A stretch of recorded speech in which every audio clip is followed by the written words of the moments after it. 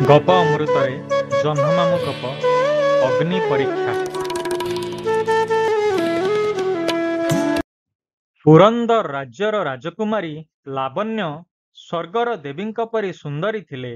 ତାଙ୍କ ପିତା ଏକ ଉତ୍ତମ ବରପାତ୍ର ସହିତ କନ୍ୟାର ବିବାହ କରିବାକୁ ଆଶାୟୀ ଥିଲେ। କିନ୍ତୁ ପୁରନ୍ଦର ରାଜ୍ୟର ଭୌଗୋଳିକ ଅବସ୍ଥିତି ବଡ଼ ବିଚିତ୍ର ଥିଲା। ଏହାର ଚାରିପାଖ ଘଞ୍ଚ ଜଙ୍ଗଲରେ ପରିପୂର୍ଣ୍ଣ ଥିଲା। ସେହି ଦେଶରୁ ବାହାରି ଅନ୍ୟ କେଉଁ ଦେଶକୁ ଯିବାକୁ ହେଲେ ଅନେକ ଦିନ ଧରି ଜଙ୍ଗଲ ଓ ପାହାଡ଼ ମଧ୍ୟ ଦେଇ ଯାତ୍ରା କରିବାକୁ ପଡୁଥିଲା।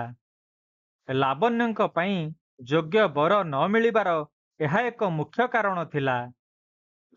ବିବାହ ପାଇଁ ଲାବଣ୍ୟଙ୍କ ମନରେ ମଧ୍ୟ ଇଚ୍ଛା ଥିଲା। ଦୈନନ୍ଦିନ ଜୀବନରୁ ସେ କିଛି ଆନନ୍ଦ ପାଉନଥିଲେ।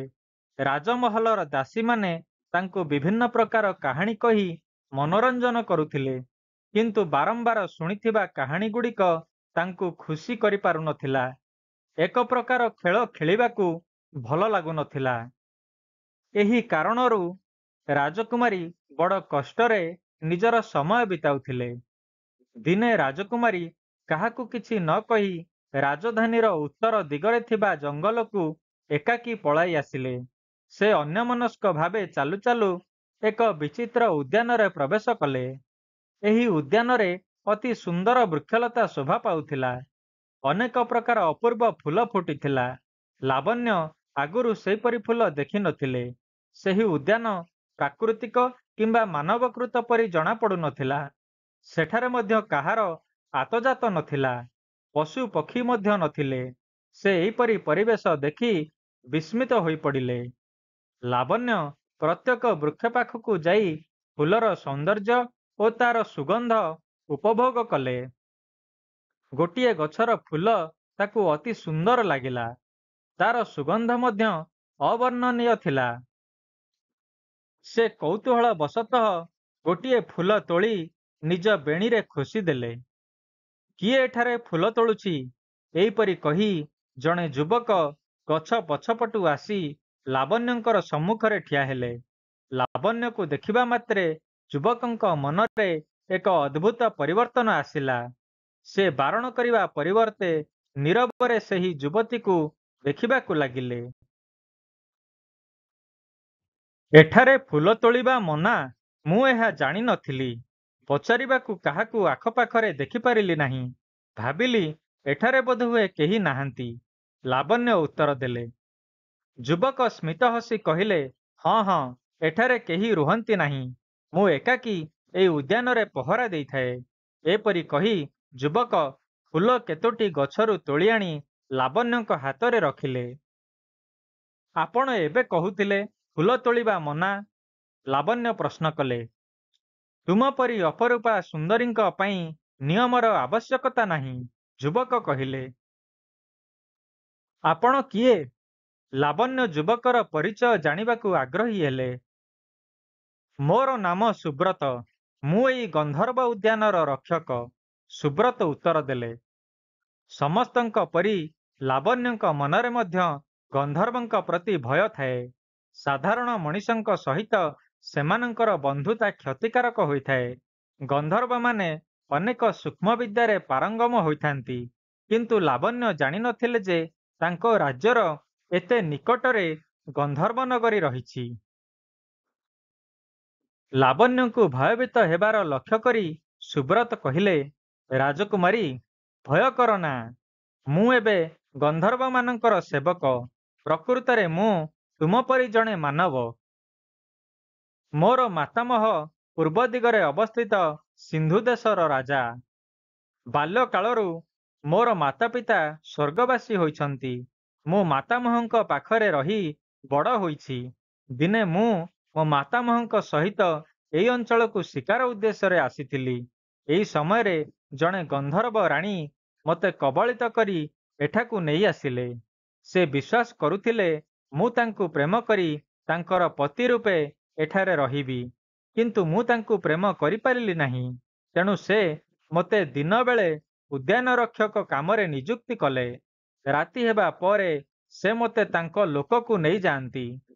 ଦିନକୁ ଦିନ ମୋର ଗନ୍ଧର୍ବ ଓ ତାଙ୍କ ଲୋକ ପ୍ରତି ମୋ ମନରେ ଘୃଣାଭାବ ସୃଷ୍ଟି ହୋଇଛି। ଏଇ ମାୟାଜାଲରୁ ମୁକୁଳିବା ପାଇଁ ମୁଁ ବ୍ୟାକୁଳ ହେଉଛି। ମୋର ଏଇ ଆଶା କେବେ ବି ବିଫଳ ହେବା ପରି ଲାଗୁନାହିଁ। ସଫଳ ହେବାର ଉପାୟ ମଧ୍ୟ ସମ୍ମୁଖକୁ ଆସୁନାହିଁ। ଏହିପରି କହି ଯୁବକ ଦୀର୍ଘଶ୍ୱାସ ପକାଇଲେ। ଲାବଣ୍ୟ ଯୁବକଙ୍କୁ ବୋକା ହୋଇ ଚାହିଁ ରହିଥିଲେ। ତାଙ୍କ ପରିସ୍ଥିତି ପ୍ରତି ସହାନୁଭୂତି ପ୍ରକଟ କରି କହିଲେ, ସେହି ଉପାୟଟି କ'ଣ?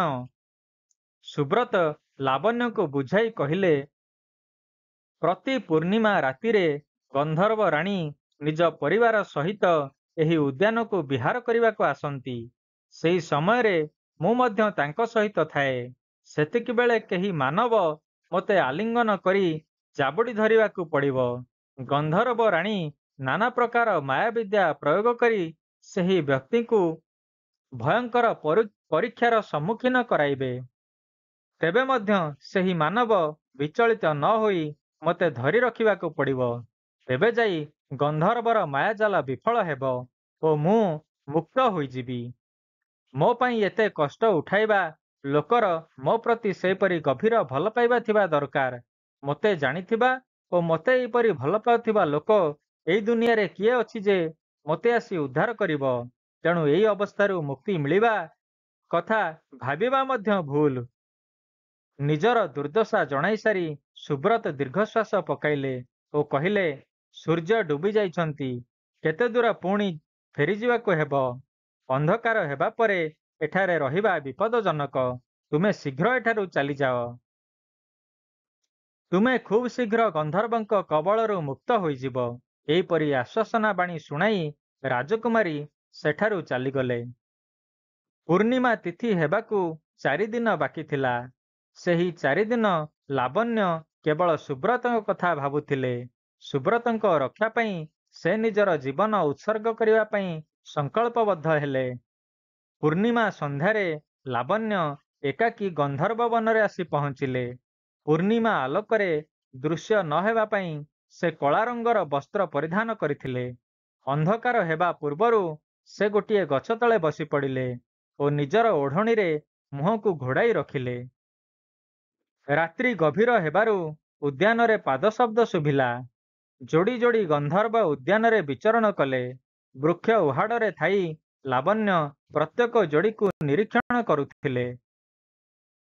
ପ୍ରାୟ ଅର୍ଦ୍ଧରାତ୍ର ବେଳକୁ ସୁବ୍ରତ ଓ ଜଣେ ନାରୀ ଉଦ୍ୟାନ ମଧ୍ୟକୁ ପ୍ରବେଶ କଲେ। ଲାବଣ୍ୟ ବୁଝିପାରିଲେ ସେ ନାରୀ ଜଣକ ହେଉଛନ୍ତି ଗନ୍ଧର୍ବ ରାଣୀ। ସେହି ଯୋଡ଼ି ନିକଟତର ହେବା ମାତ୍ରେ ଲାବଣ୍ୟ ସୁବ୍ରତଙ୍କୁ ଖୁବ୍ ଜୋରରେ ଜାବୁଡ଼ି ଧରିଲେ। ଗନ୍ଧର୍ବ ରାଣୀ ଏହା ଦେଖି ଚକିତ ହୋଇଗଲେ। ସୁବ୍ରତ ମଧ୍ୟ ମାୟାର ପ୍ରୟୋଗ ଭାବି ଛାଟିପିଟି ହେଲେ। ଲାବଣ୍ୟଙ୍କର ଆଲିଙ୍ଗନରେ ଥିବା ସୁବ୍ରତ ତୁରନ୍ତ ଏକ ଅଜଗର ସାପରେ ପରିଣତ ହେଲେ। କିନ୍ତୁ ଲାବଣ୍ୟ ଭୟଭୀତ ହେଲେ ନାହିଁ। ଚାହୁଁ ଚାହୁଁ ଅଜଗର ଏକ ସିଂହ ରୂପ ଧାରଣ କଲା। ସିଂହକୁ ଦେଖି ଲାବଣ୍ୟ ଭୟରେ କମ୍ପି ଉଠିଲେ। ତଥାପି ସେ ସିଂହକୁ ଖୁବ୍ ଜୋରରେ ଜାବୁଡ଼ି ଧରିଲେ। ଏତିକିବେଳେ ସିଂହ ଏକ ଉତ୍ତପ୍ତ ଲହଖଣ୍ଡରେ ପରିଣତ ହେଲା। ଲାବଣ୍ୟଙ୍କ ଶରୀର ତାତିଗଲା। ଅସହନୀୟ ପୀଡ଼ା ଅନୁଭୂତ ହେଲା। ତଥାପି ଲାବଣ୍ୟ ଦାନ୍ତ ଚାପି ଲହଖଣ୍ଡକୁ ଜାବୁଡ଼ି ଧରିଲେ। ନିଜର ହାତକୁ ଢିଲା କଲେ ନାହିଁ। ଏହାପରେ କ'ଣ ହେଲା ସେ ଜାଣିପାରିଲେ ନାହିଁ। ଚେତା ଫେରିବା ବେଳକୁ ଦେଖିଲେ ପାଖରେ ଗନ୍ଧର୍ବ ବନ ନଥିଲା। ତାଙ୍କର ବାହୁବନ୍ଧନରେ ସୁବ୍ରତ ଥିଲେ। ସେ ମଧ୍ୟ ଚେତା ଫେରି ପାଉଥିଲେ। ତୁମେ ମୋତେ ଗନ୍ଧର୍ବ ରାଣୀଙ୍କ କବଳରୁ ରକ୍ଷା କଲ। ମୁଁ ତୁମ ଋଣ ଶୁଝିପାରିବି ନାହିଁ। ଚାଲ ଆମେ ତୁମ ନଗରୀକୁ ଯିବା। ତୁମକୁ ତୁମ ମହଲରେ ଛାଡ଼ିବା ପରେ ମୁଁ ମୋ ବିଷୟରେ କିଛି ଚିନ୍ତା କରିବି। ସୁବ୍ରତ ଲାବଣ୍ୟକୁ ଧରି ରାଜମହଲକୁ ଆସିଲେ। ରାଜା ସବୁ କଥା ଶୁଣିଲେ।